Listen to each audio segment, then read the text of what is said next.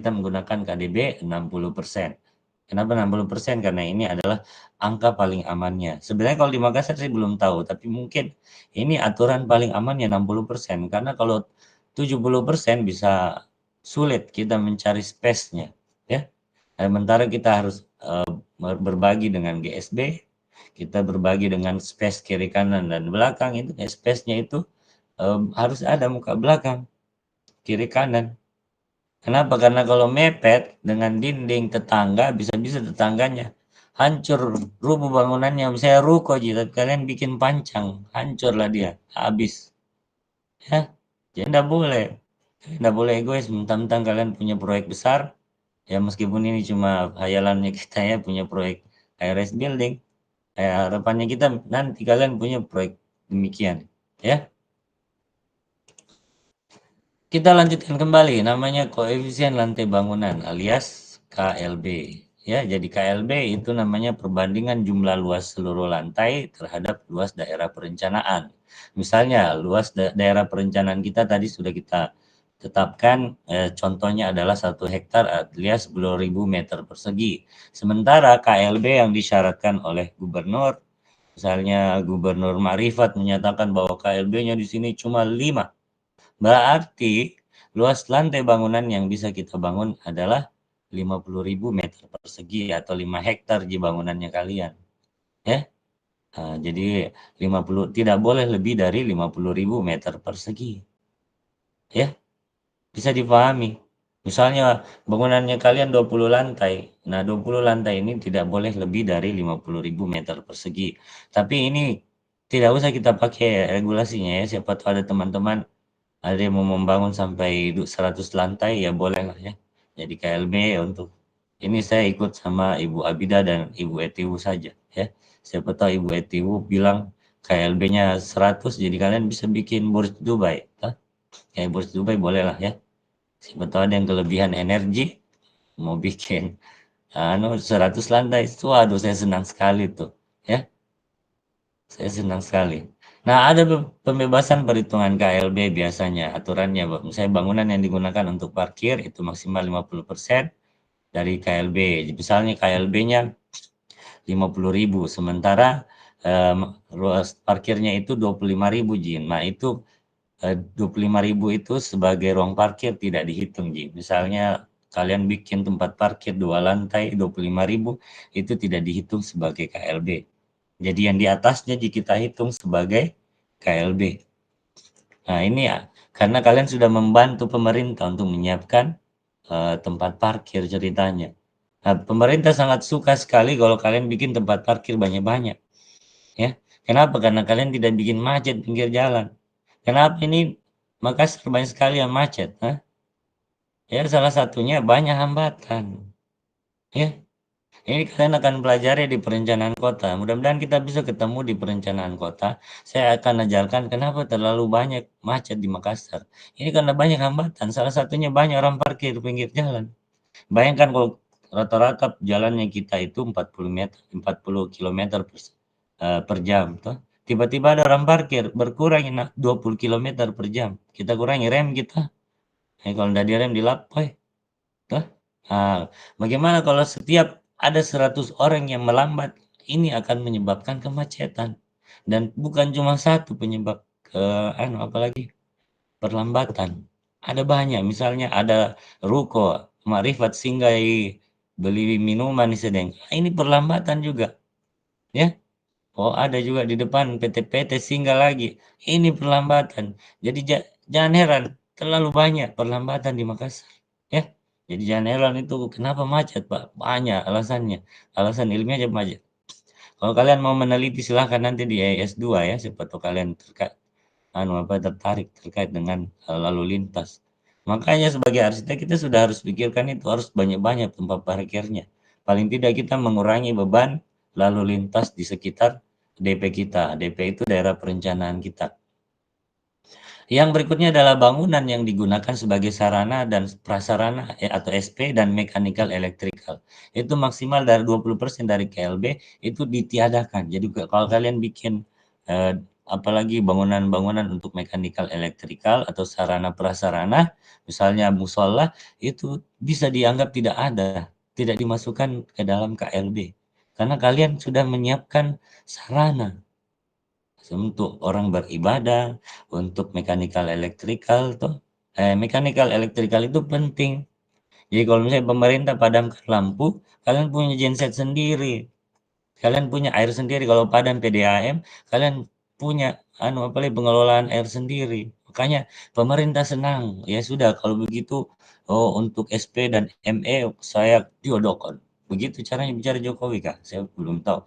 Oh begitu, saya tiadakan jika 20% saja. Begitu ya.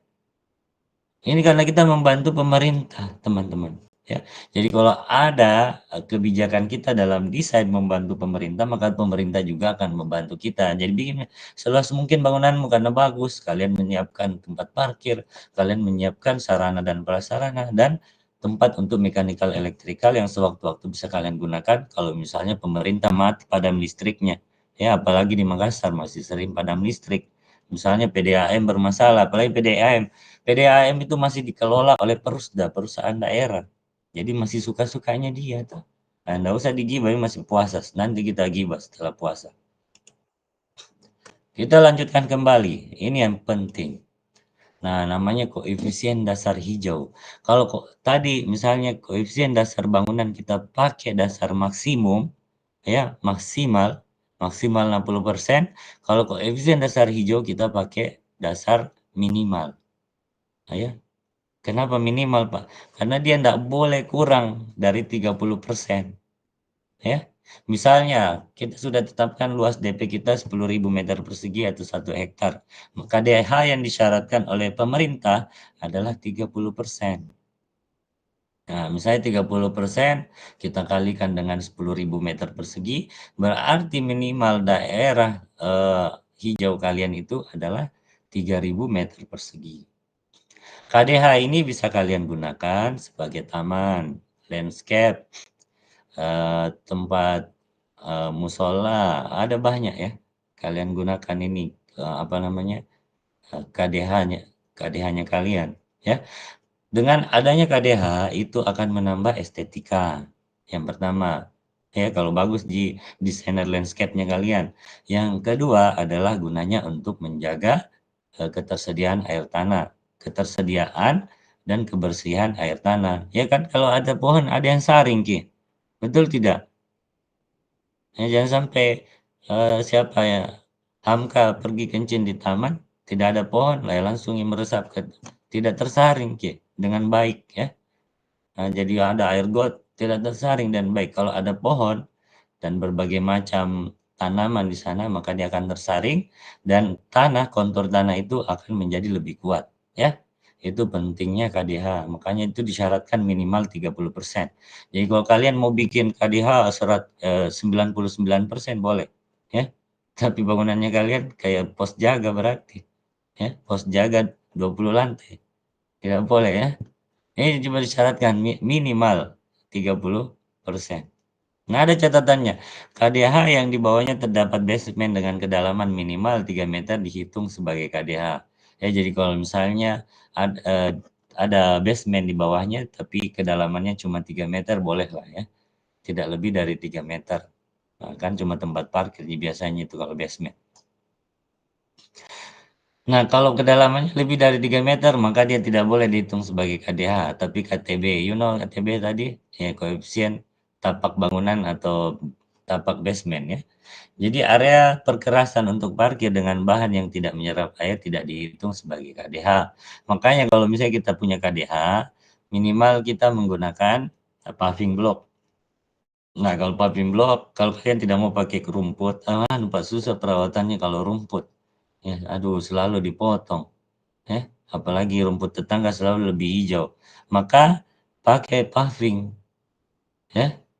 Kenapa paving? Karena paving itu bisa apa itu namanya? Adalah bahan perkerasan tapi bisa menyerap air. Banyak pori-porinya paving. Nah, jadi tidak gampang banjir. Kan salah satu fungsi dari KDH itu adalah mencegah banjir. Ada daerah resapan. ya. Di situ nih kalian bikin sumur-sumur resapan. Nah, sebentar kita akan pelajari berapa standar sumur resapannya kita, ya. Oke, kita lanjutkan kembali. Nah, ini yang penting, koefisien tapak bangunan atau koefisien tapak basement, KTB. Nah, perbandingan luas tapak basement terbesar dengan luas daerah perencanaan. Misalnya KTB yang disyaratkan oleh pemerintah maksimal adalah 55%. Berarti maksimal yang bisa kalian bikin basement itu sekitar 5.500, ya. Dan basement itu tidak gampang bikinnya, teman-teman, ya. Nah, basement itu bisa berpengaruh besar terhadap lingkungan sekitarnya kita. Kenapa? Karena basement itu tidak bisa dibikin dari batu bata. Kenapa kalau dari batu bata kira-kira? Hmm? Ya bisa masuk air, teman-teman. Jadi sumur gitu basementnya kalian. Makanya basement itu harus dikelilingi oleh lapisan kedap air, beton, bertulang, tebal, ya. Nah, ada catatannya. Perimeter luar dinding basement itu harus berjarak minimum 3 meter dari batas daerah perencanaan. Daerah perencanaannya itu kita itu dibatasi oleh pagar, ya, dikelilingi pagar. Nah, maksimal basement itu maksimal jaraknya dari pagar 3 meter. Tidak boleh kurang dari 3 meter. Karena ini akan berdampak besar terhadap ekosistem atau lingkungan sekitar bangunan, ya. Ya nanti kalau kalian bikin basement tidak boleh terlalu dekat dari dindingnya. Ya maksimal 3 meter lah. Oke?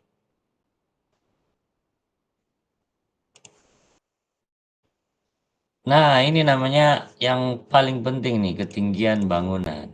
Jadi, ketinggian bangunan atau KB itu adalah jumlah lantainya.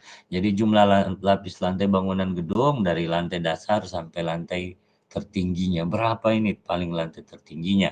Ya, misalnya disyaratkan oleh pemerintah maksimal 24 lantai. Maka jumlah lapis lantai maksimal 24 lantai dengan ketentuan, ada ketentuannya.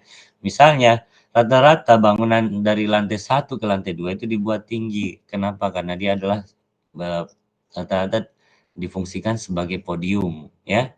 Berarti harus tinggi karena di situ namanya lobby, toh, supaya kesannya orang, wah luasnya ya bangunannya, padahal cuma satu lantai yang tingginya sampai 10 meter. Ya, tapi saya tidak menyarankan 10 meter karena pasti strukturnya akan besar kalau kalian menggunakan tinggi lantai 10 meter. Ya, kolomnya tidak boleh kurus, patah. Kalau misalnya tinggi bangunannya 10 meter tanpa balok, ya. Jadi harus besar kolomnya. Kalau kalian mau menggunakan tinggi lantai 1 ke lantai 2 10 meter, mungkin besar kolomnya minimal 1 meter, ya, supaya tidak patah, ya. Nah, tinggi antar lantai berikutnya, misalnya tipikalnya 2, 3, dan seterusnya itu maksimal 5 meter, tidak boleh lebih dari 5 meter. Nah, ini boros nih kalian kalau misalnya 5 meter. Ya maksimal lah 4 meter nih. Jadi kan di bangunan kita itu misalnya kita bangunan apartemen atau hotel itu banyak ductingnya, atau banyak perencanaan mekanikal, elektrikal di plafonnya.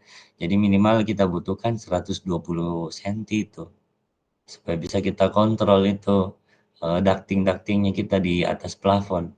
Berarti kalau kita tinggi bangunannya cuma 4 meter, yang bisa space-nya itu 280. Space-nya dari lantai nolnya ke plafon. Jadi jangan heran kenapa itu di hotel-hotel pendek tadi, karena ducting-nya rumit, banyak ducting-nya di plafon. Ya, padahal tingginya itu bisa 4 meter loh per lantai. Oke, bisa dipahami? Berikutnya adalah jika tinggi lantai lebih dari 5 meter, maka dia dianggap dihitung sebagai 2 lantai. Ya, berkurangi lagi ketinggian bangunannya kita kalau terlalu lebay, misalnya lebih dari 6 meter tingginya, maka dihitung sebagai 2 lantai. Berarti berkurangi lagi kuotanya kita, ketinggian bangunannya kita. Makanya disyaratkan maksimal 5 meter untuk lantai 2 dan seterusnya. Nah, ketentuan berikutnya, kalau ada mezanin dan mezaninnya itu luas lebih dari 50%, maka dia dihitung sebagai satu lantai. bukan mezanin ini lagi, ya. Mezanin itu adalah lantai, antara misalnya antara lantai 1 dan lantai 2 tingginya 10 meter, ya. Nah, di tengahnya itu ada namanya lantai mezanin. Kalau misalnya luasnya lebih dari 50%, maka dia dihitung dari satu lantai, ya. Berikutnya adalah elevasi lantai dasar maksimal 1,2 meter dari tinggi rata-rata jalan. Jadi kalau jalannya di luar, kita ambil 0, bangunannya kalian tingginya 150, maka elevasinya itu dianggap lantai berikutnya nih, sudah 2 lantai nih. Jadi jangan terlalu tinggi, maksimal adalah 1,2 meter dari jalan. Kan jalan perkembangannya per tahun itu, per 10 tahun itu bisa cuma 60 senti, ya. Jadi kalau 1,2 meter kalian angkat, bisa bertahan 20 tahun bangunannya kalian, ya. Halo? Berikutnya adalah tinggi maksimum mengikuti ketentuan KKOP. Tahu KKOP itu apa? KKOP itu kalau saya tidak salah ingat adalah, ketentuan keselamatan operasional penerbangan. Ya, jadi ini terkait dengan penerbangan atau pesawat. Kalian bisa lihat gambar kapal di situ? Kapal, pesawat pesawat ya, bukan kapal. Kapal kan nggak terbang. Nah, itu pesawat misalnya kalian bangun lokasinya itu dekat Bandara Sultan Hasanuddin. Nah, harus apalagi, memenuhi ketentuan KKOP, ya, keselamatan operasional penerbangan. Kenapa? Karena ada pesawat yang terbang-terbang di atasnya, nggak boleh terlalu tinggi, nanti ditabrak sama pesawat. Hah? Kalau ini ibaratnya kalau misalnya terlalu dekat dengan bandara. Kalau misalnya jauh tidak perlu dipertimbangkan KKOP, ya. Ini KKOP juga harus dipertimbangkan. Jadi kalau mengacu pada semua aturan yang tadi, maka kita punya, apalagi intensitas pemanfaatan ruang sebagai berikut. Misalnya luas tadi kita sudah tentukan supaya gampang dihitung, daerah perencanaan kita adalah 10.000 meter persegi. Misalnya peruntukannya adalah perdagangan dan jasa atau K2.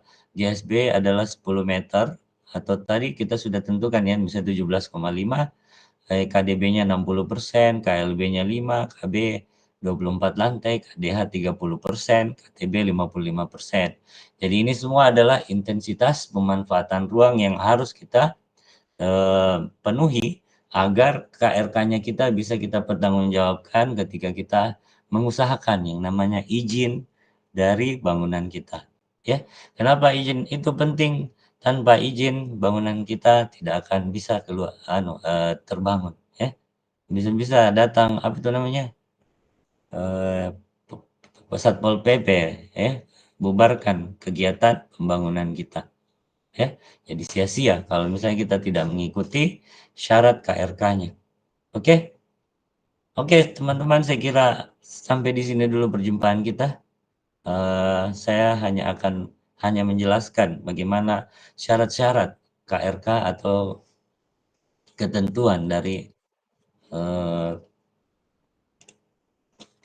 ketetapan rencana kota, ya. Karena ini penting, ketetapan rencana kota itu penting karena ini adalah syarat agar izin dari bangunan kalian itu keluar. Istilahnya sekarang PBG ya. PBG itu apa? PBG itu adalah persyaratan bangunan gedung ya. Jadi kalau misalnya kalian tidak memenuhi syarat KRK-nya, izinnya tidak bisa keluar. Salah satu syarat yang lain, apalagi bangunan gedung kalian itu adalah, eh, arsiteknya harus bersertifikasi, berlisensi. Selain STRA, dia juga harus lulus namanya, apa itu ya, sertifikasi LED, apa itu, yang bangunan hijau dan berkelanjutan ya.